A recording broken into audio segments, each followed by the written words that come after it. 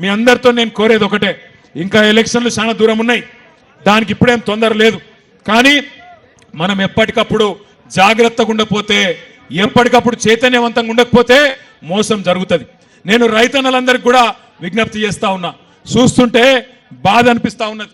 నిన్న చూసిన నేను ఒక రైతు ఇక్కడనే నాగర్ కర్నూలు జిల్లాలో రుణమాఫీ గాక బ్యాంకు ముంగటికి పోయి నాగర్ కర్నూలు తాలూకాలో చందు అనే రైతు ఆయన బండిని తీసవి ఆ బ్యాంకు ముంగట్నే కాలబెట్టి నిరసన చెప్పిండు.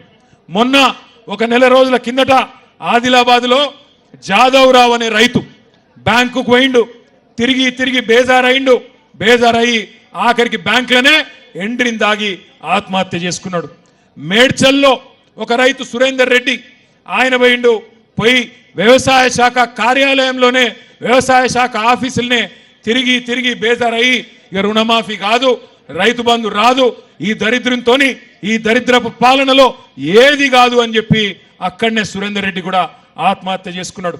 ఒక దిక్కు రైతులు, ఇంకో దిక్కు నేత కార్మికులు, ఇంకో దిక్కు ఆటో డ్రైవర్లు, గురుకుల పాఠశాలల్లో విద్యార్థులు, ఆఖరికి నిన్న ఇయ్యాల మొన్న వేణుగోపాల్ రెడ్డి అనే ఒక తమ్ముడు రియల్ ఎస్టేట్ చేసుకొని బతుకుతుండే రియల్ ఎస్టేట్ ఏజెంట్, ఆయన కూడా ఆత్మహత్య చేసుకున్నాడు.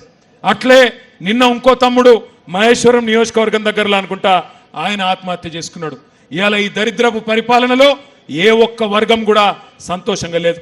రేవంత్ రెడ్డి గారు ఇప్పటి వరకు మోసం చేయని వర్గం అంటూ ఏది లేదు.